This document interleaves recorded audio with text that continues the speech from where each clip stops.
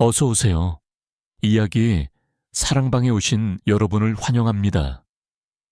오늘은 또 어떤 재미있는 사연 혹은 가슴 뭉클한 이야기가 우리를 기다리고 있을까요? 편안하게 자리 잡고 제가 들려드릴 이야기에 귀 기울여 주세요. 곧 시작합니다. 포성이 울리고 화약 냄새가 코를 찌르는 강원도 철원의 한 신병교육대. 20살 남짓의 앳된 청춘들이 흙먼지 속에서 교관의 악에 바친 고함에 맞춰 몸을 굴리고 있었다. 모두가 땀과 눈물, 그리고 보이지 않는 공포에 질려있는 그곳에 이질적인 한 사람이 있었다. 그의 이름은 이진우. 훈련병 번호 172번. 그는 28살이었다. 10대 후반, 20대 초반의 동기들 사이에서 그는 삼촌뻘이었다. 그의 얼굴에는 세상의 풍패 닳고 다른 듯한 무심함이 서려 있었고, 짧게 깎은 머리카락 사이로 희끗희끗한 새치가 몇 가닥 보이기도 했다. 그는 말이 없었다. 훈련 중에도, 식사 시간에도, 잠자리에 들기 전에도 그는 늘 그림자처럼 조용히 자신의 위치를 지킬 뿐이었다. 그의 그런 모습은 이 폐쇄적이고 획일적인 공간에서 관심병사가 되기에 충분한 조건이었다. 특히 분대장인 황태석 병장의 눈에 그는 가시 같은 존재였다. 황 병장은 전역을 불과 2달 앞둔 소위 말년 병장이었다. 그는 꼬일 대로 꼬인 군 생활의 모든 스트레스와 부조리함을 갓 들어온 신병들을 괴롭히는 것으로 푸는 악질 중에 악질이었다. 어이, 벨 72번, 거기서 뭐 해 할배요. 관절 쑤셔서 못 뛰겠나. 완전 군장 구보 훈련 중이었다. 모두가 턱 끝까지 차오르는 숨을 몰아쉬며 비틀거리고 있을 때 오직 이진우만이 일정한 호흡을 유지하며 묵묵히 대열을 따르고 있었다. 그의 흐트러짐 없는 모습이 황 병장의 심기를 더욱 거슬렀다. 대답 안 해. 이 새끼가 아닙니다. 진우의 대답은 짧고 건조했다. 그 목소리에는 어떤 감정도 실려 있지 않았다. 황 병장은 기가 찬다는 듯 헛웃음을 쳤다. 아니긴 뭐가 아니야. 사회에서 얼마나 인생을 말아먹었으면 이 나이 처먹고 군대로 도망을 와. 대답해봐. 할배, 밖에서 뭐 하다 왔냐고. 진우는 대답 대신 입술을 굳게 다물고 앞만 보고 달렸다. 그의 침묵은 황 병장의 가학적인 쾌감을 더욱 부채질했다. 이 새끼가 무시를 하네 좋아. 벨 12번 훈련병. 마지막 바퀴는 연병장 토끼띠으로 돈다. 실시. 주변의 동기들이 동정 어린 시선으로 그를 바라보았지만 누구 하나 감히 나서지 못했다. 진우는 아무 말 없이 대열에서 벗어나 무거운 군장을 맨 채로 연병장을 가로질러 토끼띠을 뛰기 시작했다. 그의 무릎이 흙바닥에 쓸리고 땀이 비 오듯 흘러내렸지만 그의 표정에는 어떤 변화도 없었다.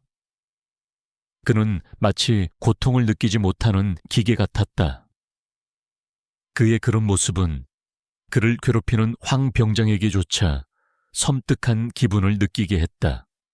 그날 이후 황 병장의 괴롭힘은 더욱 집요하고 악랄해졌다.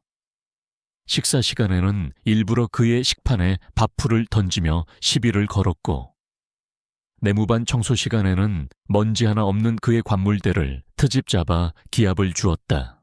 사격 훈련 시간에는 자세가 불안정하다는 핑계로 몇 시간이고 내가리 박아 자세를 시키기도 했다. 하지만 진우는 단 한 번도 불평하거나 억울함을 호소하지 않았다. 그는 그저 묵묵히 황 병장이 내리는 모든 부당한 명령을 수행했다. 그의 그런 태도는 동기들 사이에서도 의견이 갈렸다. 몇몇은 그가 정말 어수룩하고 모자란 사람이라고 생각하며 황 병장의 괴롭힘에 동조하며 낄낄거렸다. 또 다른 몇몇은 그의 엄청난 인내심에 혀를 내두르며 그를 안타깝게 여겼지만 불똥이 튈까 두려워 외면할 뿐이었다. 오직 한 사람, 진우의 바로 옆 관물대를 쓰는 박민수 이병만이 그의 진짜 모습을 어렴풋이 짐작하고 있었다. 민수는 몸이 약하고 마음이 여려 늘 황 병장의 주된 먹잇감이 되곤 했다. 하지만 진우가 온 이후 이상하게도 황 병장의 괴롭힘은 대부분 진우에게로 향했다. 마치 진우가 보이지 않는 방패처럼 자신을 막아주고 있다는 느낌을 받았다. 어느 날 밤, 모두가 잠든 시간, 화장실에 가려고 복도로 나온 민수는 잊을 수 없는 광경을 목격했다. 황 병장이 진우를 내무반 뒤편에 으슥한 곳으로 끌고 가고 있었다. 야, 이진우, 너 솔직히 말해. 너 나 조주로 보지 아닙니다. 아니긴 뭐가 아니야. 이 개새끼야. 네, 그 눈깔이 마음에 안 들어. 왜 항상 그렇게 죽은 사람처럼 뜨고 있는데, 사람을 무시하는 거냐고. 비역! 둔탁한 소리와 함께 진우의 얼굴이 돌아갔다. 황 병장의 주먹이 그의 뺨을 강타한 것이다. 입술이 터져 피가 흘렀지만 진우는 여전히 아무런 표정 변화 없이 황 병장을 바라볼 뿐이었다. 이 새끼 진짜 또라이네. 황 병장은 오히려 자신이 더 기가 질린다는 표정이었다. 그는 분풀이가 끝났다는 듯 진우의 어깨를 밀치고 침을 뱉고는 사라졌다. 민수는 황급히 숨었다. 잠시 후 진우가 터진 입술을 손등으로 훔치며 복도를 걸어왔다. 그의 눈과 민수의 눈이 마주쳤다. 민수는 겁에 질려 어쩔 줄 몰라 했다. 하지만 진우는 그저 아주 희미하게 미소를 지어 보이고는 자신의 잠자리로 돌아갔다. 그 미소의 의미를 민수는 알 수 없었다. 진우는 자신의 침상에 누워 천장을 응시했다. 터진 입술이 쓰라렸고 얻어맞은 뺨이 욱신거렸다. 하지만 그의 마음은 놀라울 정도로 평온했다. 황 병장의 괴롭힘, 그것은 그가 앞으로 감당해야 할 진짜 고통에 비하면 그저 성가신 모기 소리 같은 것에 불과했다. 그의 머릿속은 온통 다른 생각으로 가득 차 있었다. 아버지, 평생을 군인으로 살다 억울한 누명을 쓰고 세상을 떠난 아버지. 아버지가 남긴 전 재산 5천만 원. 그는 그 돈을 얼굴도 모르는 전상군인과 유가족들을 위해 기부했다. 그리고 아버지가 평생을 바쳤던 이 군대로 돌아왔다. 아버지, 보고 계십니까? 그는 눈을 감았다. 눈앞에 빛바랜 사진 속 아버지의 얼굴이 떠올랐다. 강직하고 명예로웠던 군인. 하지만 세상은 그런 아버지를 배신했다. 이제 아들인 자신이 아버지의 못다 한 약속을 지키고 더럽혀진 명예를 되찾아야 했다. 그러기 위해서라면 황태석 병장 같은 하찮은 인간의 괴롭힘 따위는 얼마든지 견뎌낼 수 있었다. 이곳에서의 시간은 그가 앞으로 치러야 할 거대한 전쟁을 위한 아주 작은 훈련 과정일 뿐이었다. 그는 이 모든 모욕과 고통을 자양분 삼아 더욱 단단해질 것이다. 누구도 꺾을 수 없는 강철 같은 의지로. 다음 날 아침 점호 시간, 황 병장은 여전히 그를 괴롭혔다. 872번 훈련병, 어젯밤에 잠꼬대 하던데 할망구 꿈이라도 꿨나. 아주 그냥 얼굴이 퉁퉁 부었네. 동기들의 비웃음 속에서 진우는 묵묵히 서 있었다. 그의 눈은 그 누구도 아닌 저 멀리 펄럭이는 태극기를 향해 있었다. 그의 텅 빈 듯한 눈동자 깊은 곳에서 아주 희미하지만 결코 꺼지지 않는 불꽃이 타오르고 있었다. 그것은 복수심과는 다른 더 크고 성스러운 무언가였다. 아버지의 명예, 그리고 잃어버린 정의를 되찾고야 말겠다는 한 남자의 슬프고도 위대한 약속이었다.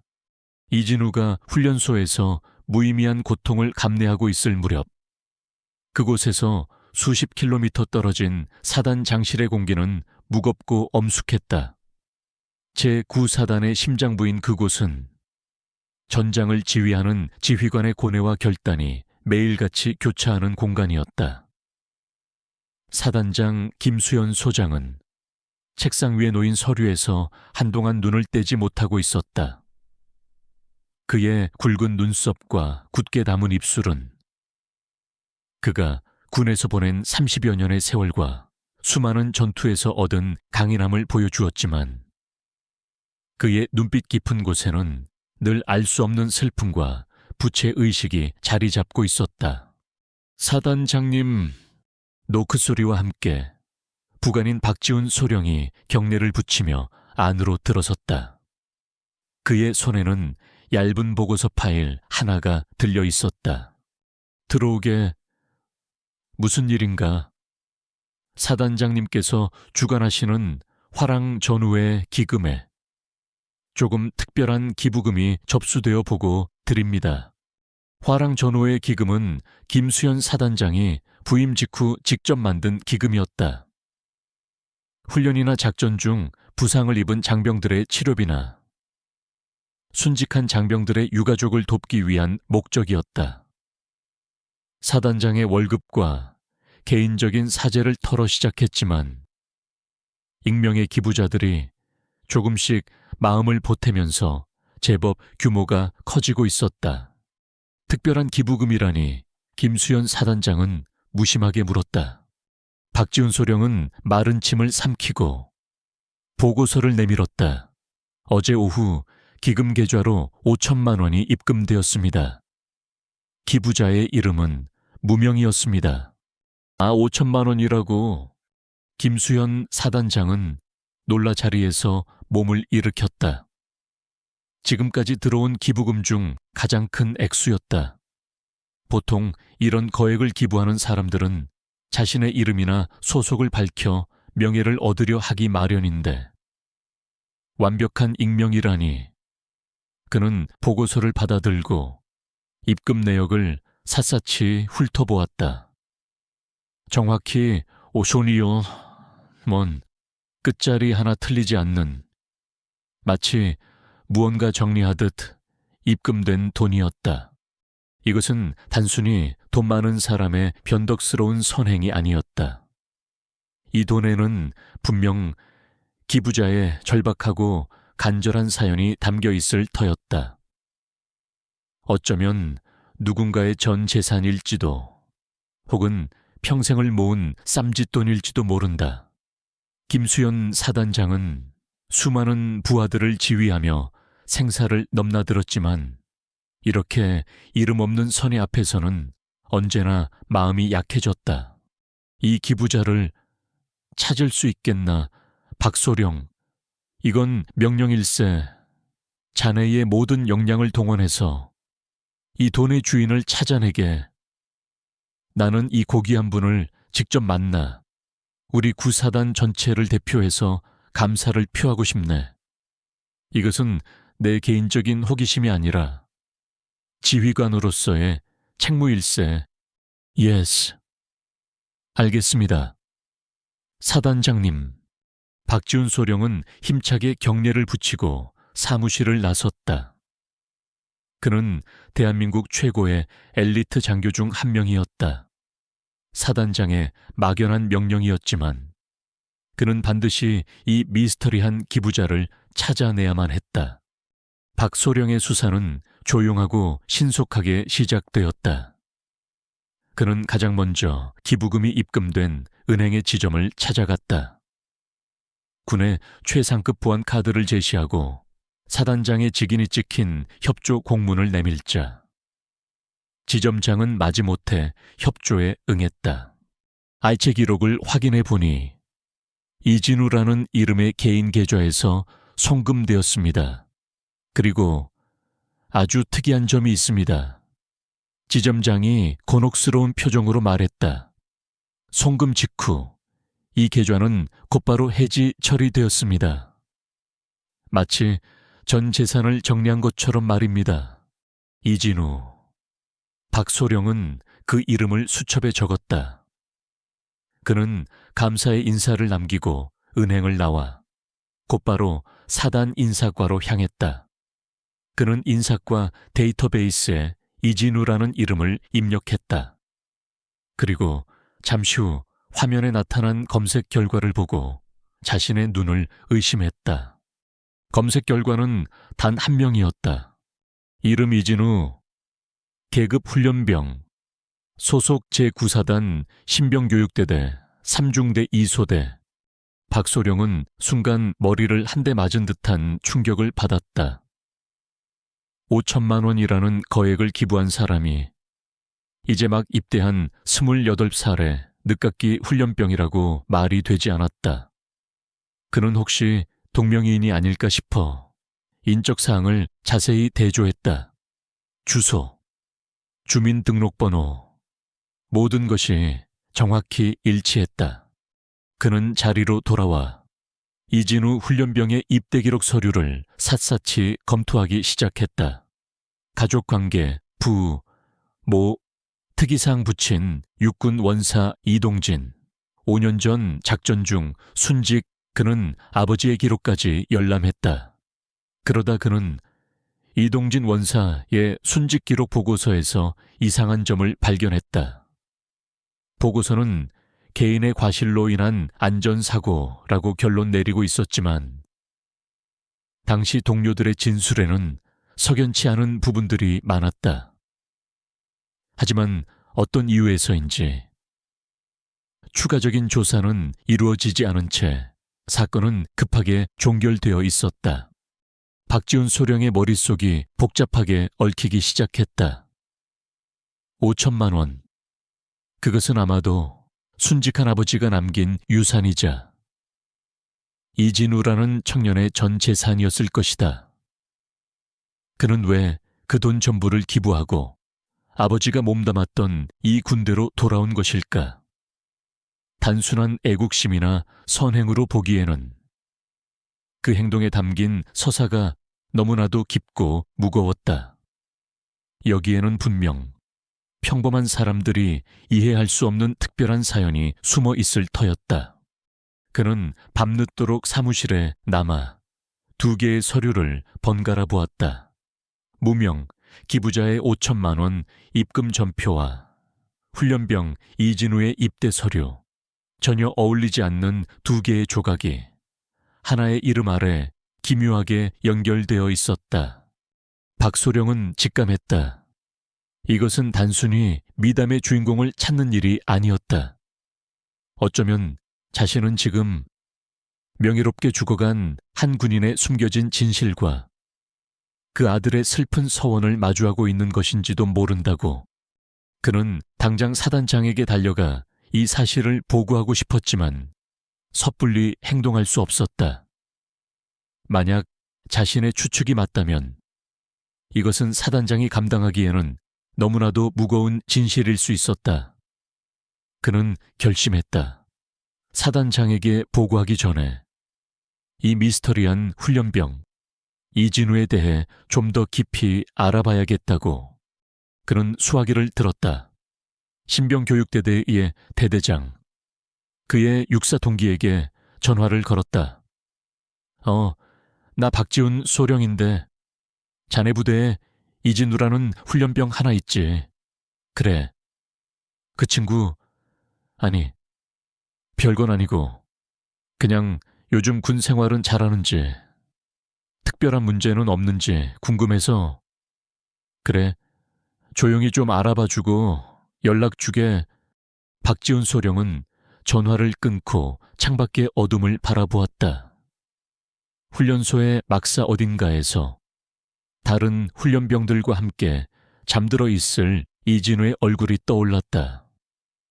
모두가 그를 이상한 놈, 고문관이라 손가락질하고 있을지도 모를 일이었다. 하지만 이제 박지훈 소령의 눈에 이진우는 더 이상 평범한 훈련병이 아니었다. 그는 거대한 비밀을 품고 스스로 가시밭길로 걸어 들어온 고독한 순례자였다. 그리고 자신은 그 순례의 진정한 의미를 파헤쳐야 할 임무를 부여받았다. 황태석 병장의 집요한 괴롭힘은 날이 갈수록 심해졌다. 하지만 이진우의 반응은 늘 똑같았다. 무표정, 무반응, 그리고 무감각.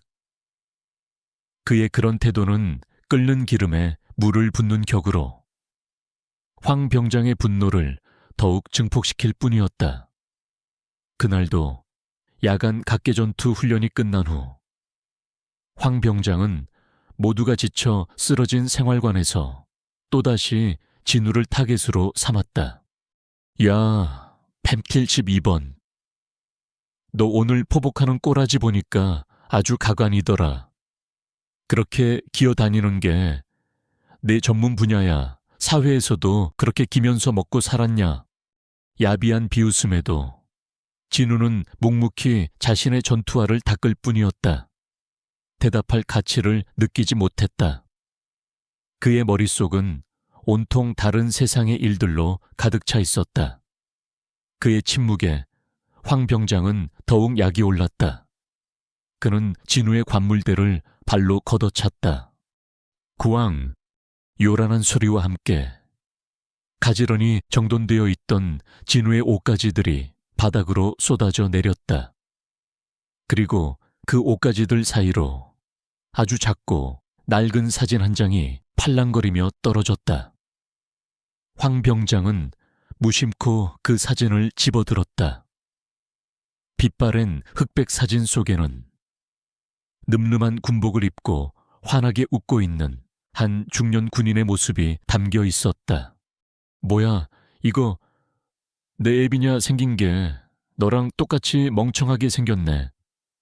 이 사람도 너처럼 군대에서 뺑이나 치다 갔나 보지. 그 순간이었다. 늘 죽은 사람처럼 감정 없던 진우의 눈빛이 아주 잠깐 섬광처럼 번뜩였다. 그는 순식간에 몸을 일으켜 황 병장의 손에서 사진을 빼앗았다. 그의 움직임은 너무나도 빨라서 황 병장은 저항할 틈도 없었다. 진우는 사진을 소중하게 품에 안고 아무 말 없이 황 병장을 노려보았다. 그 눈빛에는 황 병장이 처음으로 느끼는 종류의 서늘한 경고가 담겨 있었다. 뭐야, 이 새끼가 눈 안 깔아. 황 병장은 순간적으로 위축되었지만 이내 더 큰 소리로 허세를 부리며 진우를 밀치고는 생활관을 나가버렸다. 진우는 바닥에 주저앉아 더러운 손으로 사진에 묻은 먼지를 조심스럽게 닦아냈다. 사진 속 아버지는 여전히 환하게 웃고 있었다. 모두가 잠든 깊은 밤, 진우는 자신의 침상에 누워 손에 쥔 아버지의 사진을 가만히 내려다보았다. 불침번의 희미한 불빛 아래 아버지의 얼굴이 아른거렸다. 그의 기억은 5년 전 그 끔찍했던 여름날로 거슬러 올라갔다.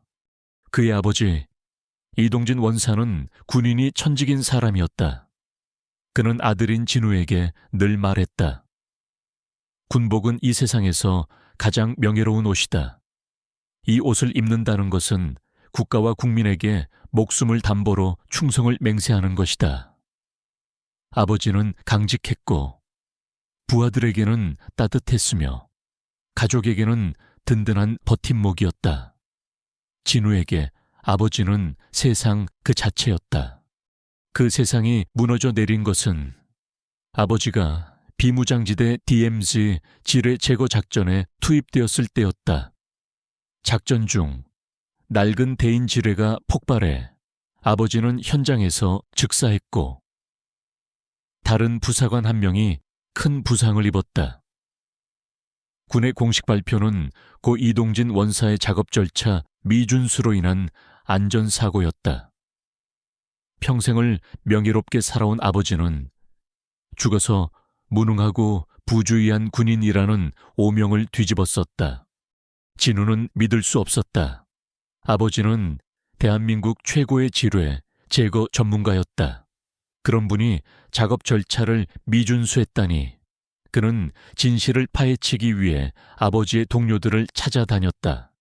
그리고 그들에게서 충격적인 사실을 듣게 되었다.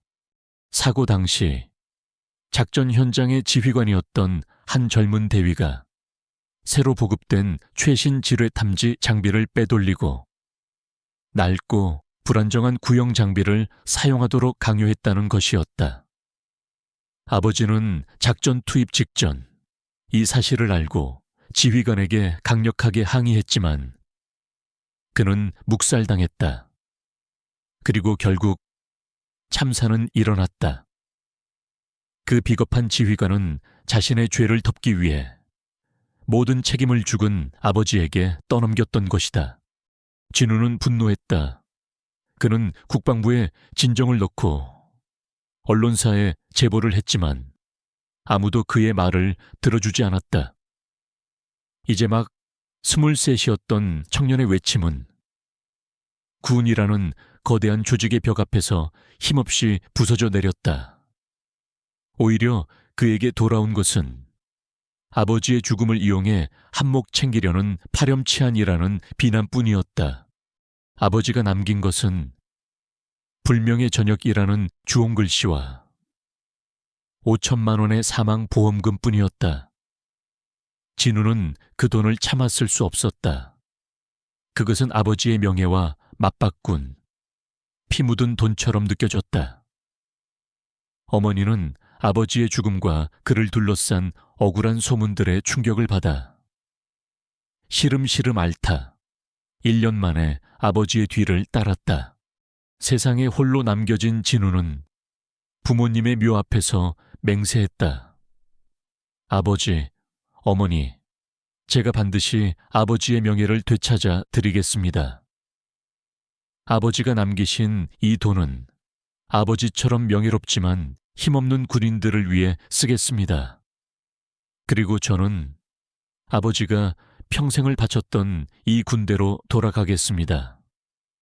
제 힘으로 저 밑바닥에서부터 아버지의 이름을 더럽힌 저 악마들을 심판하고 잃어버린 정의를 되찾겠습니다. 그 맹세가 그가 28이라는 늦은 나이에 자신의 전 재산을 모두 기부하고 이곳 훈련소로 오게 된 이유였다.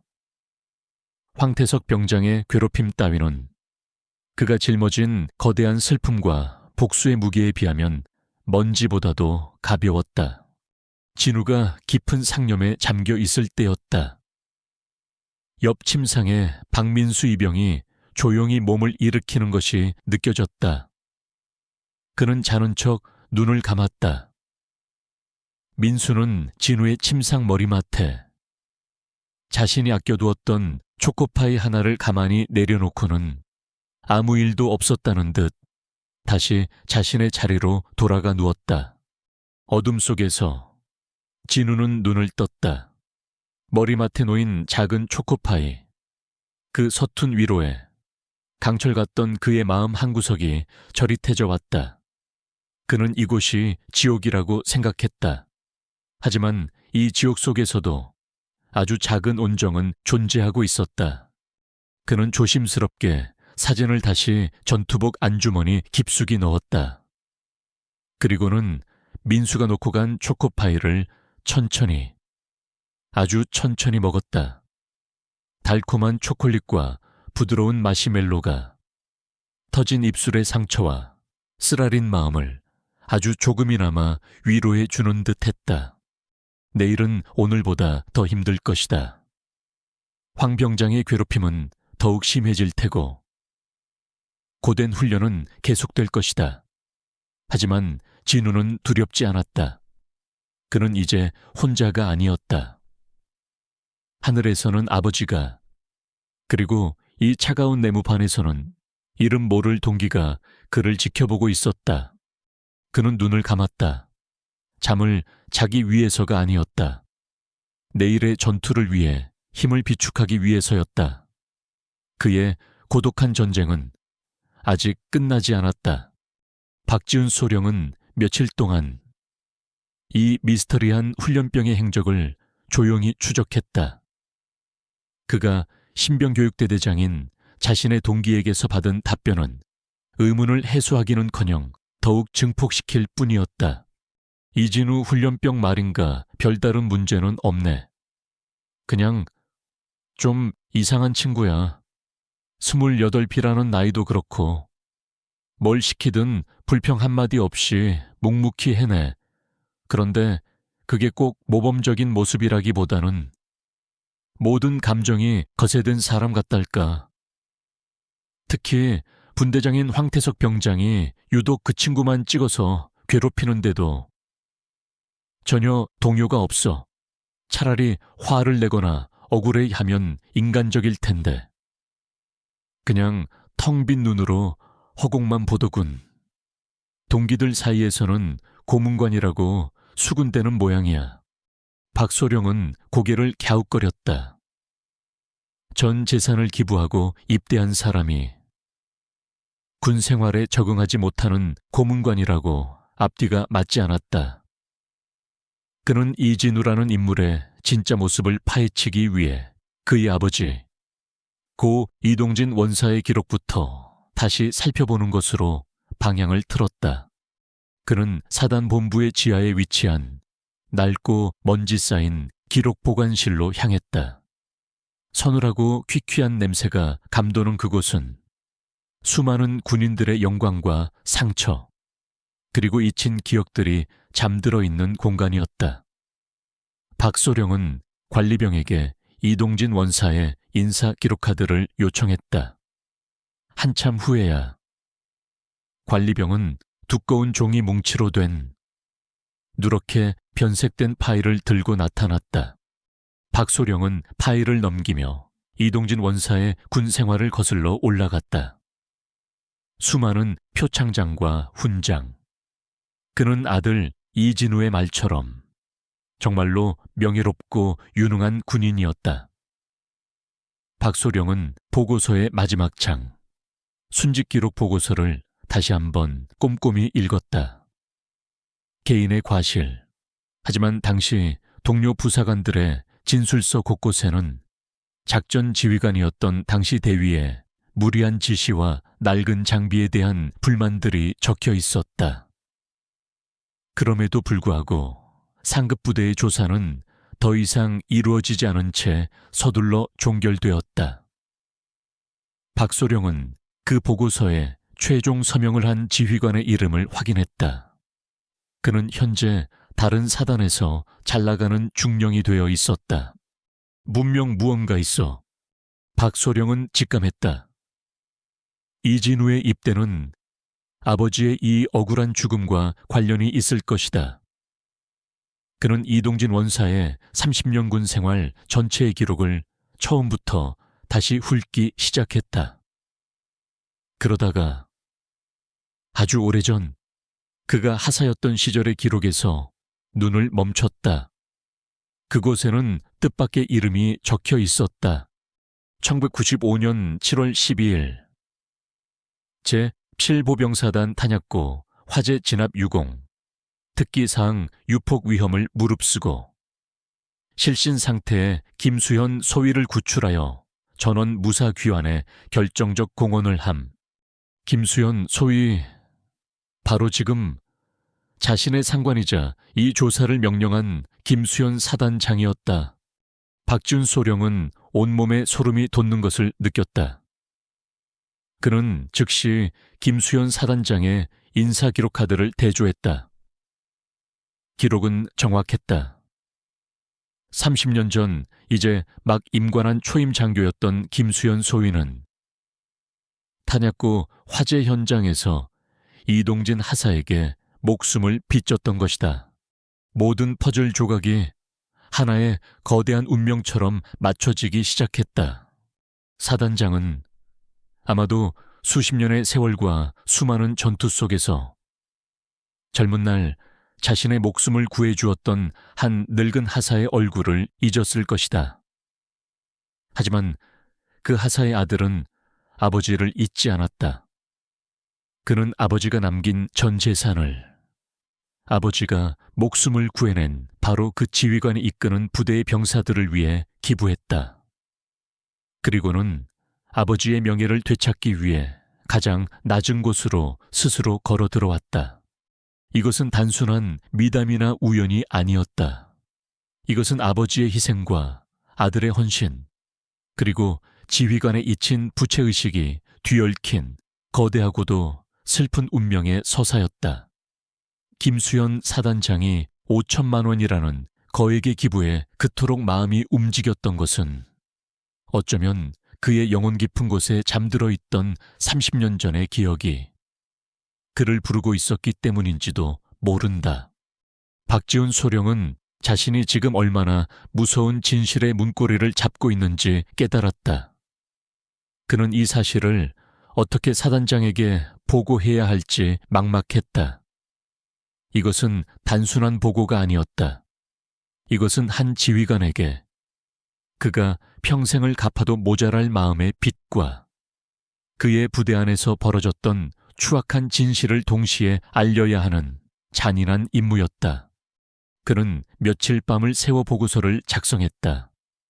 그는 단순히 사실을 나열하지 않았다.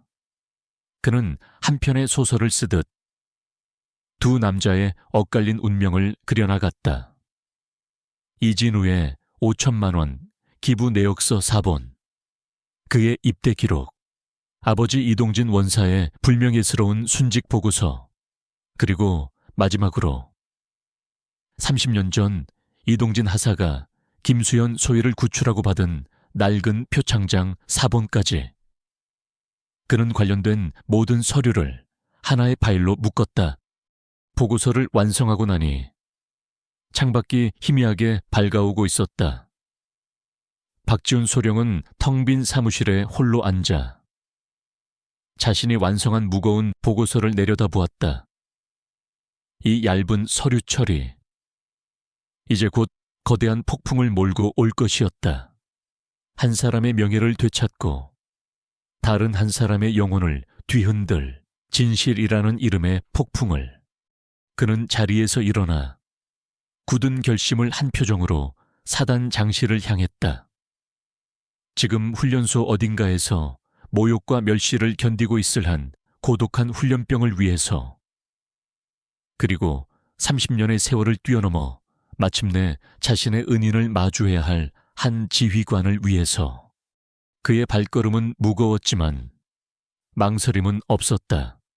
운명의 톱니바퀴는 이미 돌기 시작했고 자신은 그 톱니바퀴를 움직이는 하나의 부품일 뿐이었다.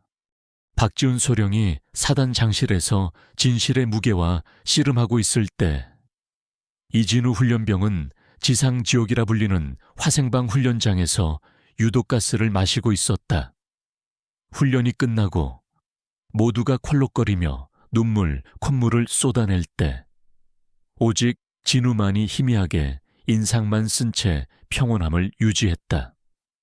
그의 그런 초인적인 인내심은 황태석 병장의 뒤틀린 자존심에 기름을 붓는 것과 같았다. 황 병장은 이제 진우를 단순히 괴롭히는 것을 넘어 그의 정신과 육체를 완전히 파괴하여 자신의 발밑에 꿀리겠다는 비뚤어진 목표를 갖게 되었다.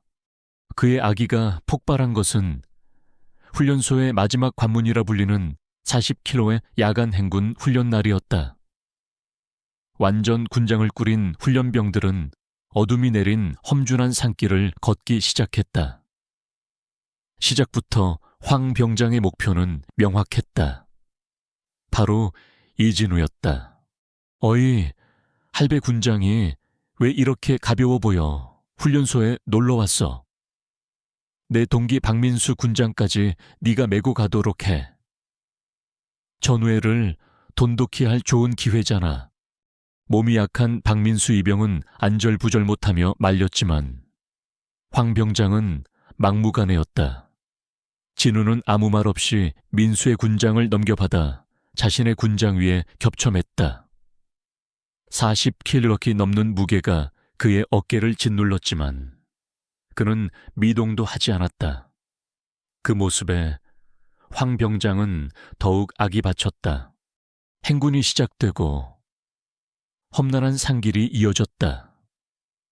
황 병장은 의도적으로 진우의 바로 뒤에 붙어서 그를 괴롭혔다. 느려 터졌네. 이래가지고 전쟁 나면 총알바디나 하겠어. 발에 모터라도 달아. 이 새끼야. 그는 진우의 발뒤꿈치를 군화발로 툭툭 차며 재촉했다. 진우는 묵묵히 걸음을 옮겼다. 그의 머릿속에는 오직 하나의 생각뿐이었다. 이 길의 끝에 아버지가 있다.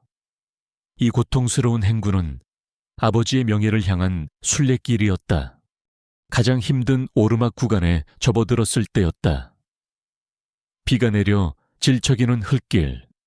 모두가 자신의 몸 하나 가누기 힘든 상황이었다. 황 병장은 교묘하게 진우의 등 뒤로 다가가 그의 군장 한쪽을 강하게 잡아당겼다. 순간적으로 균형을 잃은 진우의 몸이 그대로 옆쪽의 가팔은 비탈길 아래로 굴러 떨어졌다. 그때까지 신음 한 번 내지 않던 진우의 입에서 마침내 고통스러운 비명이 터져 나왔다. 그는 비탈길의 날카로운 돌부리에 정강이를 그대로 찢고 말았다. 전투복 바지가 찢어지고 그 안에서 시뻘건 피가 솟구쳤다. 어이쿠, 미안, 발이 미끄러졌네. 황 병장은 조롱이 가득한 목소리로 말하고는 다른 분대원들을 재촉해 앞서 나갔다. 뭘 멍청하게 서 있어. 나고자는 버리고 간다. 빨리빨리 움직여. 분대원들은 피 흘리는 진우를 안타깝게 쳐다보았지만 황 병장의 섰을 퍼런 기세에 눌려 어쩔 수 없이 발걸음을 옮겼다. 진우는 비탈길 아래에 홀로 남겨졌다. 찢어진 정강이의 고통이 온몸으로 퍼져나갔다. 그는 잠시 눈을 감았다. 이대로 포기하고 싶다는 유혹이 악마처럼 그의 귓가에 속삭였다. 하지만 그는 눈을 떴다. 그의 눈앞에 피 흘리며 돌아가시던 아버지의 마지막 모습이 어른거렸다. 아들아, 군인은 절대 자신의 자리를 포기해서는 안 된다. 아버지의 목소리가 환청처럼 들려왔다. 그는 이를 악물고 자신의 찢어진 전투복 소매를 뜯어 상처 부위를 꽉 동여맸다. 그리고는 절뚝거리며 다시 행군 대열을 향해 걷기 시작했다. 그가 간신히 대열을 따라잡았을 때 가장 후미에서 걷고 있던 박민수 이병이 탈진해 쓰러져 있었다. 그는 원래부터 몸이 약한 데다 자신의 군장까지 진우에게 넘긴 미안함에 무리해서 걷다가 결국 한계에 부딪힌 것이다. 야, 박민수 일어나. 이 새끼야. 황 병장이 발로 그의 옆구리를 찼지만 민수는 눈을 뒤집은 채 의식을 차리지 못했다. 의무병은 한참 앞에 가 있었다. A씨, 재수없는 새끼. 야, 너희들 저놈 버리고 가. 의무병 오면 알아서 하겠지. 황 병장이 비정하게 명령했다. 하지만 아무도 움직이지 못했다. 차마 동기를 버려두고 갈 수 없었기 때문이다.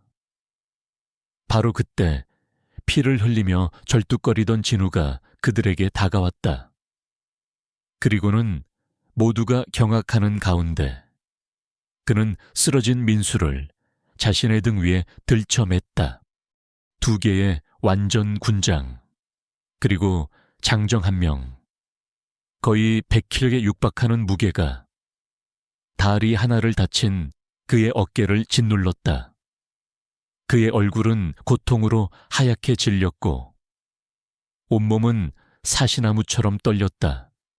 야, 야, 이진우 너 미쳤어. 죽고 싶어. 황 병장조차도 그의 기행에 당황해서 소리쳤다. 진우는 대답 대신 황 병장을 똑바로 바라보았다.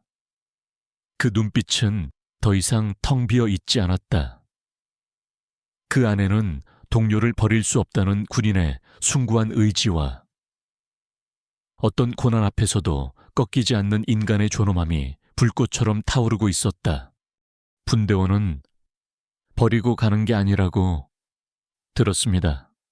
그 말을 끝으로 진우는 산이 무너지는 듯한 무게를 짊어진 채 한 걸음 한 걸음 앞으로 나아가기 시작했다. 그 순간 분대의 모든 훈련병들의 마음속에서 무언가가 움직이기 시작했다. 그들은 더 이상 진우를 이상한 할배나 고문관으로 보지 않았다. 그들의 눈앞에 있는 것은 진정한 군인이자 위대한 인간이었다. 한 훈련병이 조용히 진우에게 다가가 자신의 수통을 내밀었다. 또 다른 훈련병은 진우가 맨 군장의 한쪽을 함께 들어주었다. 그들은 더 이상 황 병장의 눈치를 보지 않았다. 그들의 행동은 침묵의 반란이자 진정한 전우회의 시작이었다. 황 병장은 그 광경을 보며 말문이 막혔다. 그는 진우를 짓밟아 자신의 권위를 세우려 했지만 결과는 정반대였다. 그는 자신의 권위를 스스로 무너뜨렸고 진우는 자신의 희생으로 분대 전체의 마음을 얻었다. 그는 처음으로 진우라는 인간에 대해 이해할 수 없는 공포를 느꼈다. 새벽녘 행군의 종착지가 보이기 시작했다. 진우는 거의 반쯤 정신을 잃은 상태였지만 끝까지 민수를 내려놓지 않았다. 그는 마지막 힘을 다해 결승선을 통과했다. 그리고 동료들이 민수를 받아드는 것을 확인하고 나서야 그대로 바닥에 쓰러져 의식을 잃었다. 훈련을 마친 모든 훈련병들이 약속이라도 한 듯 쓰러진 진우의 주위로 모여들었다. 그들은 그의 주위를 둘러싸고 경외감과 존경이 가득한 눈빛으로 그를 내려다보았다. 황 병장은 그 광경을 멀리서 지켜볼 뿐 감히 다가오지 못했다. 그는 자신의 패배를 직감했다. 그는 한 사람의 육체를 무너뜨리려 했지만 결과적으로는 그의 위대한 영혼을 모두에게 증명해 보이는 가장 어리석은 조력자가 되었을 뿐이었다. 그날 이후 훈련소 내에서 이진우를 바라보는 시선은 완전히 달라졌다. 그는 더 이상 이상한 놈이 아니었다. 그는 말없는 영웅, 살아있는 전설이 되어가고 있었다. 박지훈 소령은 밤을 새워 완성한 보고서를 품에 안고 다음 날 아침 일찍 사단장실의 문을 두드렸다. 그의 얼굴에는 결연한 의지와 함께 곧 불어닥칠 폭풍을 예감하는 자의 비장함이 서려 있었다. 들어오게. 김수현 사단장은 이른 아침부터 자신을 찾아온 부관을 의아한 눈빛으로 바라보았다. 박지훈 소령은 각 잡힌 거수경례를 한 후 들고 온 두툼한 파일을 사단장의 책상 위에 올려놓았다. 사단장님, 요청하신 익명의 기부자에 대한 조사를 마쳤습니다. 이것이 최종 보고서입니다.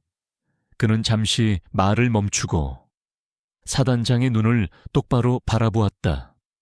하지만 보고에 앞서 사단장님께서 먼저 확인하셔야 할, 그리고 어쩌면 기억해 내셔야 할 과거의 기록이 있습니다. 김수현 사단장은 미간을 찌푸렸다. 그는 부관이 내민 파일의 첫 장을 넘겼다. 그곳에는 이진우라는 훈련병의 신상 명세서와 함께 5천만 원이 입금된 기부 내역서가 첨부되어 있었다. 이게 뭔가? 기부자가 훈련병이라고 그의 목소리에 놀라움이 가득했다. 박소령은 아무 말 없이 고개를 끄덕였다. 사단장은 다음 장을 넘겼다. 그곳에는 이진우의 아버지, 고 이동진 원사의 인사기록 카드와 개인 과실로 인한 안전사고라고 적힌 순직 보고서가 있었다.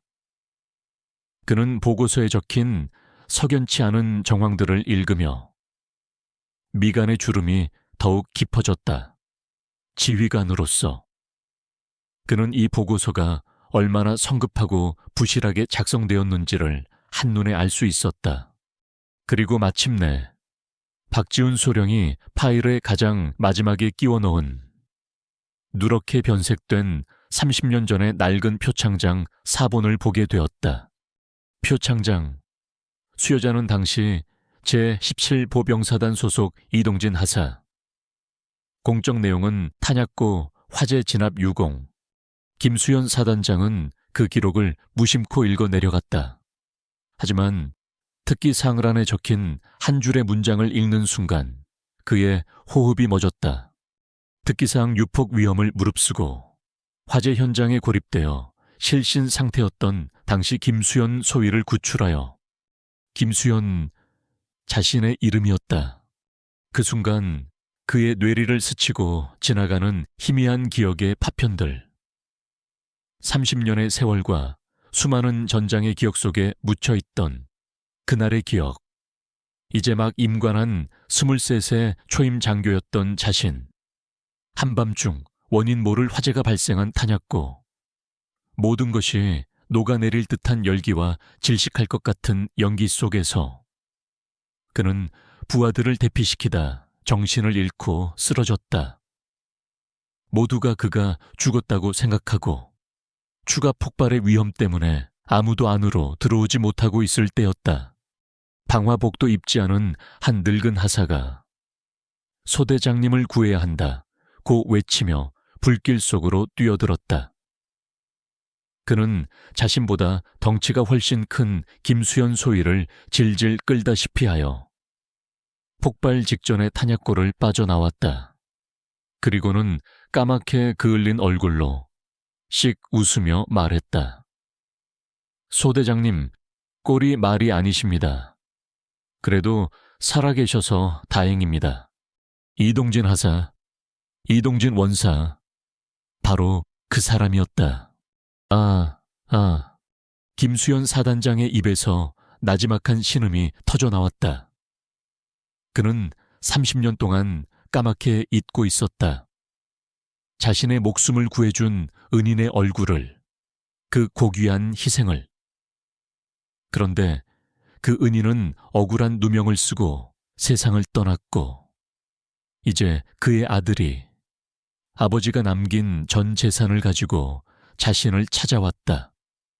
아버지의 명예를 되찾기 위해 가장 낮은 곳으로 박진우 장군의 눈에서 그의 부하, 그 누구도 본 적 없었던 뜨거운 눈물 한 방울이 뺨을 타고 흘러내렸다. 그것은 30년 묵은 고마움의 눈물이었고 은인의 죽음을 방관한 죄책감의 눈물이었으며 자신의 어리석음에 대한 참회의 눈물이었다. 그의 슬픔은 이내 활화산처럼 타오르는 거대한 분노로 변했다. 감히 나의 은인에게 그리고 그의 아들에게 이따위 모욕과 고통을 안겨준 놈들을 용서할 수 없었다. 한 군인의 명예를 더럽히고 한 가족의 삶을 송두리째 파괴한 군 내부의 암적인 존재들을 이 기회에 뿌리 뽑아야만 했다. 박소령, 김수현 사단장의 목소리는 얼음처럼 차가웠다. 이 보고서 사실인가? 한치의 거짓도 없습니다. 사단장님, 좋다. 그는 자리에서 일어났다. 그의 눈빛은 더 이상 슬픔에 잠긴 한 남자의 눈빛이 아니었다. 그것은 적의 심장을 도려낼 준비를 마친 냉철한 지휘관의 눈빛이었다. 그는 수화기를 들었다. 첫 번째 전화는 헌병대장에게 연결했다. 대대장, 나 사단장이다. 지금 즉시 신병교육대대 황태석 병장을 밀착 감시하도록. 단, 절대 눈치채서는 안 된다. 그놈의 모든 통화 내역과 외부 접촉을 감찰하고 특이사항 발생 시 나에게 직보하도록. 다음 전화는 육군본부 감찰실이었다. 그는 자신의 기수 중 가장 강직하기로 소문난 감찰실장에게 직접 전화를 걸었다. 김 장군, 나 박진우 1세. 5년 전 구사단에서 있었던 이동진 원사 순직 사건에 대한 전면 재조사를 요청하네. 당시 사건이 조작, 은폐되었다는 명백한 정황 증거를 확보했네. 내 직위를 걸고 요청하는 것이니 가장 신뢰할 수 있는 인원들로 특별조사팀을 꾸려주게. 모든 지시를 마친 그는 마지막으로 박지훈 소령을 바라보았다. 박소령, 헬기를 준비하게. 지금 즉시 신병교육대로 간다. 사단장님, 직접 가시겠습니까? 그래, 직접 가야겠네. 30년이나 늦었지만 내 은인의 아들에게 직접 고개를 숙여야겠어.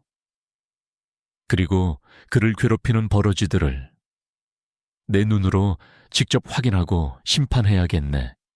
박지훈 소령은 경례를 붙이고 사무실을 나갔다. 김수현 사단장은 책상 위에 놓인 보고서를 다시 한번 내려다보았다.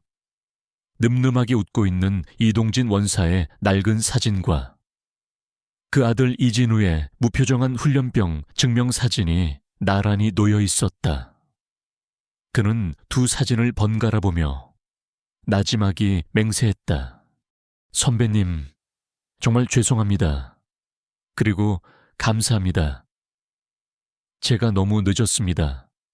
하지만 이제라도 선배님과 선배님의 아드님의 명예를 이 못난 후배가 제 목숨을 걸고 되찾아 드리겠습니다.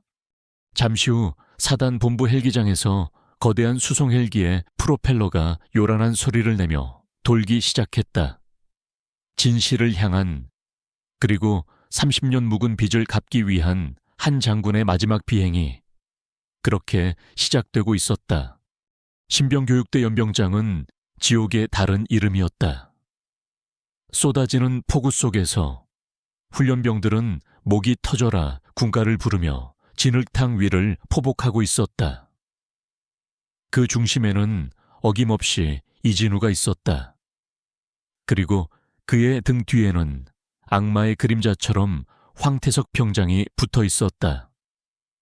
며칠 전의 행군 훈련 이후 이진우를 향한 부대원들의 시선이 존경으로 바뀌자 황 병장의 열등감과 가학성은 극에 달해 있었다. 그는 어떻게든 이진우를 무너뜨려 자신의 권위가 아직 살아있음을 증명하고 싶었다. 172번. 대가리 처박아 내 놈 때문에 분대 전체가 얼차려 받는 거 안 보여. 진우의 포복 속도가 조금이라도 느려지면 황 병장의 군홧발이 어김없이 그의 등과 허리를 짓밟았다. 진우는 입술을 깨물고 고통을 삼켰다. 그의 눈아픈 흙탕물과 빗물, 그리고 등에서부터 번져오는 끔찍한 통증으로 흐릿했다. 몸은 천근망은 무거웠지만 그의 정신은 역설적으로 더욱 또렷해지고 있었다.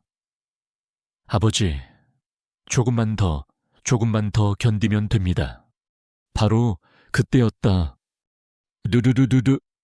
하늘을 찢을 듯한 거대한 굉음이 연병장 전체를 뒤덮었다. 훈련병과 교관들 모두가 약속이라도 한 듯 하던 모든 것을 멈추고 하늘을 올려다보았다. 먹구름을 뚫고 거대한 수송 헬리콥터 한 대가 모습을 드러냈다. 의무후송 헬기가 아니었다. 그것은 오직 사단장급 이상의 최고 지휘관만이 이용하는 육군의 심장부 UH-60 블랙호크였다. 헬기는 연병장의 한가운데를 향해 위압적으로 하강하기 시작했다. 거대한 프로펠러가 만들어내는 강풍에 훈련병들의 판초위가 미친 듯이 펄럭였고 연병장의 흙먼지가 회오리처럼 휘몰아쳤다.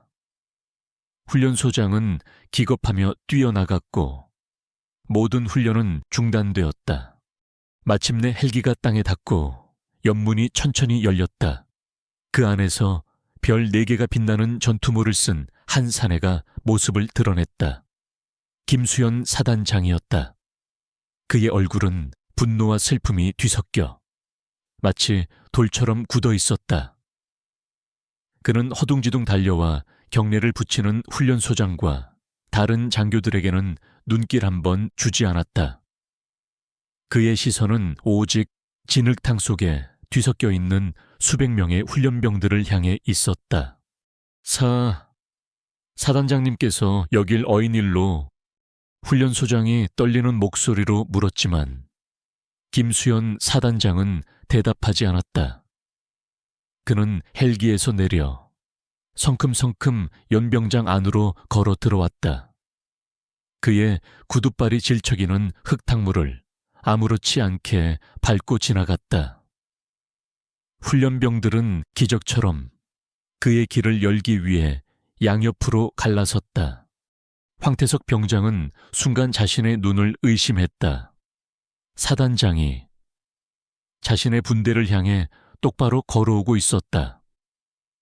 그는 순간적으로 자신의 엄격한 훈련 방식이 사단장의 눈에 띄어 칭찬이라도 받으러 오는 것이라 착각했다. 그는 의기양양하게 가슴을 펴고 옆에 있는 진우의 옆구리를 걷어찼다. 야, 이진우, 정신 안 차려. 사단장님 오신 거 안 보여. 똑바로 차렷 자세 안 해. 이 새끼야. 김수현 사단장의 발걸음이 마침내 진흙투성이의 이진우 앞에서 멈췄다. 황 병장은 있는 힘껏 가장 우렁찬 목소리로 경례를 붙였다. 충성분대장 황태석 병장, 172번 훈련병 이진우 외 10명. 훈련 준비. 그의 말이 채 끝나기도 전에 사단장의 얼음처럼 차가운 눈빛이 그의 얼굴에 와서 박혔다. 자네는 잠시 조용히 하게. 그리고 대한민국 육군 창설 이래 전무후무한 역사적인 광경이 펼쳐졌다. 수천 명의 병사들이 지켜보는 앞에서 하늘의 별과도 같은 존재인 구사단장 김수현 소장이 가장 낮은 곳의 존재인 172번 훈련병 이진우를 향해 조금의 망설임도 없이 자신의 허리를 90도로 깊이 숙였다. 연병장 전체가 숨막히는 정적에 휩싸였다. 빗소리와 헬기 프로펠러가 천천히 멈추는 소리를 제외하고는 아무 소리도 들리지 않았다. 황 병장은 입을 떡 벌린 채 눈앞의 광경을 이해하지 못하고 있었다. 이진우 역시 자신에게 고개를 숙인 거대한 존재 앞에서 얼어붙은 듯 미동도 하지 못했다. 김수현 사단장은 천천히 허리를 폈다. 그의 눈에는 뜨거운 눈물이 고여 있었다. 그는 떨리는 손으로 진흙과 피가 엉겨붙은 진우의 어깨를 잡았다. 그리고 그의 귓게 오직 그에게만 들릴 정도로 나지막이, 그러나 온 마음을 다해 말했다. 훈련병 이진우, 아니 이동진 원사님의 아드님. 내가 너무 늦었네. 정말 미안하네. 그리고 그는 몸을 돌려 연병장의 모든 장병들을 향해 섰다. 그의 부관인 박지훈 소령이 건네준 확성기를 통해 그의 목소리가 연병장 전체에 울려 퍼지기 시작했다. 나는 오늘 이 자리에서 한 사람의 군인이자 한 사람의 아버지로서 여러분 앞에 서 있다. 그는 30년 전 자신이 초임 장교 시절 겪었던 탄약고 화재 사건과 자신의 목숨을 구하고 장렬히 산화했던 이동진 하사에 대한 이야기를 했다. 그리고 그 은인의 아들이 아버지가 남긴 전 재산 5천만 원을 모두 화랑부대 전우들을 위해 기부하고 아버지의 명예를 되찾기 위해 이 자리에 이름 없는 훈련병으로 서 있다는 사실을 밝혔다. 훈련병 이진우 그는 그저 훈련병이 아니다. 그는 자신의 모든 것을 희생하여 전우를 구했던 위대한 군인의 아들이자 그 숭고한 정신을 이어받은 우리 화랑부대의 진정한 영웅이다. 사단장의 연설이 끝나자 연병장은 거대한 감동과 충격의 도가니가 되었다.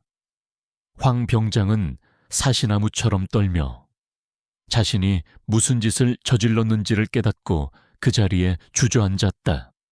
사단장은 연설을 마친 후 다시 진우를 바라보았다.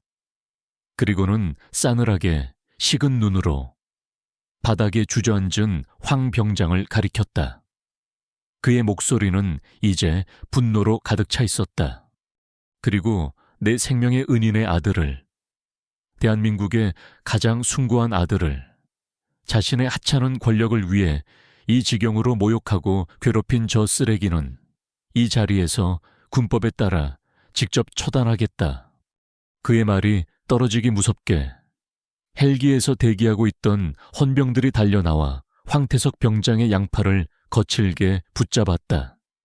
헌병대는 즉시 황태석 병장을 직권남용 및 가혹행위 혐의로 연행하고 이 시간부로 구속 수사하라 또한 고 이동진 원사 순직 사건에 대한 전면 재조사를 실시하여 그의 명예를 더럽힌 관련자들을 한 놈도 남김없이 색출하여 법의 심판대에 서도록.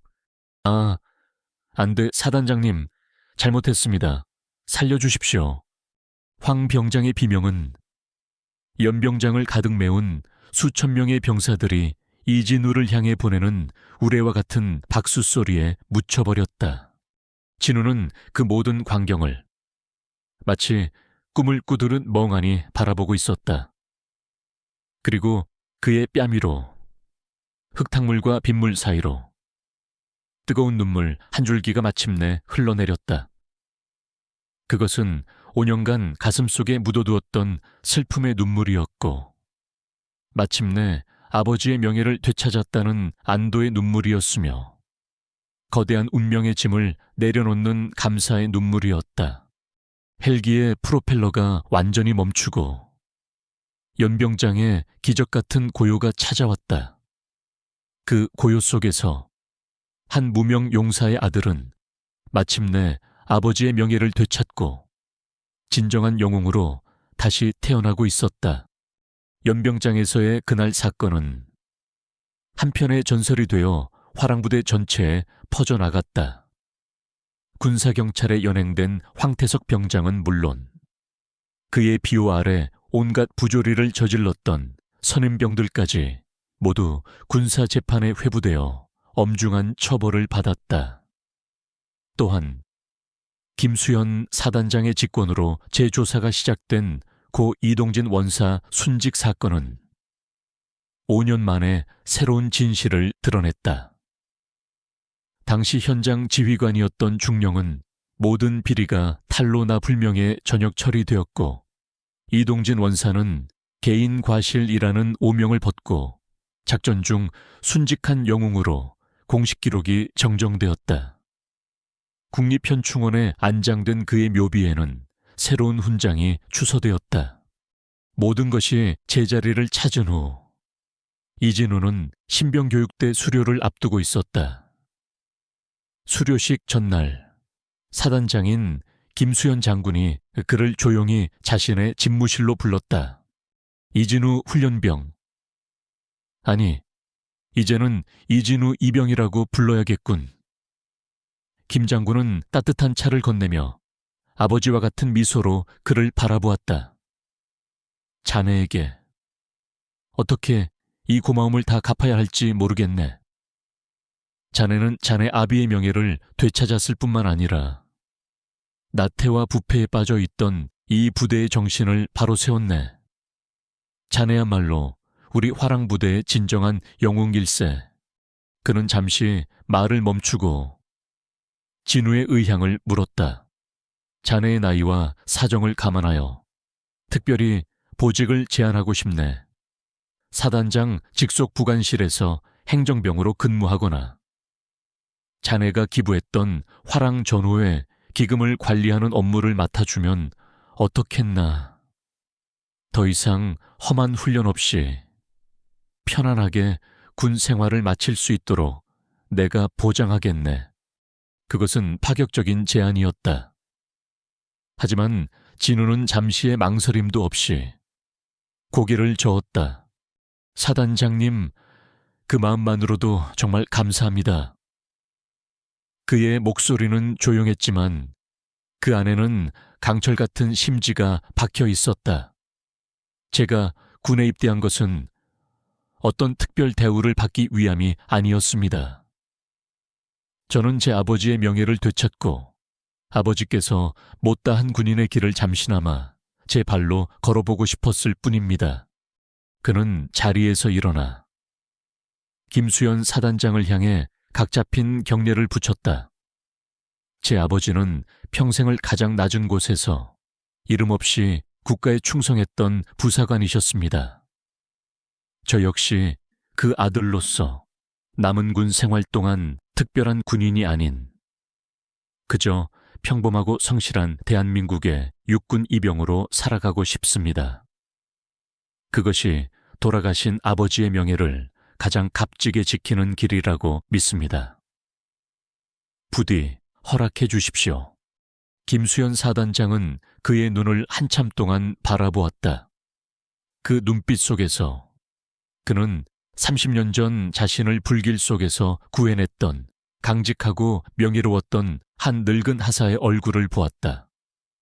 부전자전 아들은 아버지를 너무나도 닮아 있었다. 김 장군은 더 이상 권유하지 않았다. 그는 자리에서 일어나 진우의 경례를 정중하게 받아주었다. 알겠네. 이 이병 자네의 뜻을 존중하겠네. 자네야말로 진정한 군인의 아들이고 이 부대의 자랑이다. 어느 부대에 배치되든 몸 건강히 명예롭게 군 생활을 마치기를 바라네. 다음 날 수료식이 열렸다. 수백 명의 훈련병들 사이에서 이진우는 가장 큰 박수를 받으며 이등병 계급장을 어깨에 달았다. 그는 최전방 GOP를 지키는 수색대대로 자대에 배치를 받았다. 가장 힘들고 험한 곳이었지만 그는 기꺼이 그 길을 선택했다. 그리고 1년의 시간이 흘렀다. 강원도 최전방의 한 GOP 소초. 이제는 일병 계급장을 단 이진우는 철책을 순찰하며 북녘의 땅을 응시하고 있었다. 그는 더 이상 부대의 관심 대상이 아니었다. 그는 그저 자신의 임무를 묵묵히 수행하는 수많은 병사 중 한 명일 뿐이었다. 하지만 그의 주변에는 언제나 동료들이 있었다. 그는 말이 없었지만 늘 행동으로 동료들을 챙겼고 가장 위험한 임무에는 스스로 앞장섰다. 그는 부대원들에게 가장 믿음직한 선임이자 가장 따뜻한 전우로 인정받고 있었다. 그날도 야간 경계 근무를 마치고 부대로 복귀하던 중이었다. 새로 전입 온 신병 하나가 긴장과 추위에 지쳐 비틀거리고 있었다. 정신 안 차려 이등병 나부랭이가 벌써부터 빠져가지고 분대장인 한 상병이 그를 거칠게 다그쳤다. 진우는 조용히 그들에게 다가갔다. 그리고는 자신의 수통을 풀어 겁에 질린 신병에게 건넸다. 마셔라. 그리고 힘내. 짧은 한마디. 하지만 그 안에는 깊은 온기가 담겨 있었다. 신병은 감격한 얼굴로 물을 마셨다.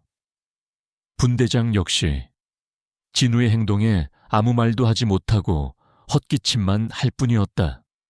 진우는 다시 철창 너머 어둠이 짙게 깔린 북녘의 산들을 바라보았다. 30년 넘게 자신의 아버지가 매일같이 바라보았을 바로 그 풍경이었다. 그는 이제 아버지의 마음을 조금은 알 것 같았다. 군인의 명예란 가슴에 다는 훈장이나 어깨 위의 계급장에 있는 것이 아니었다.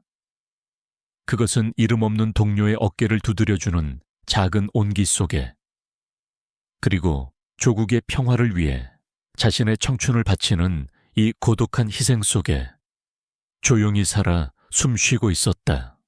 그는 더 이상 외롭지 않았다.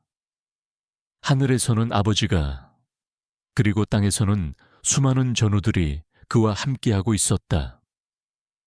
아버지의 명예는 되찾았고 그의 길고 길었던 전쟁은 끝났다. 이제 그는 아버지의 아들로서, 그리고 대한민국의 군인으로서 자신의 남은 길을 묵묵히 걸어갈 것이다. 그것이 바로 한 위대한 군인이 남긴 진정한 유산이었기 때문이다.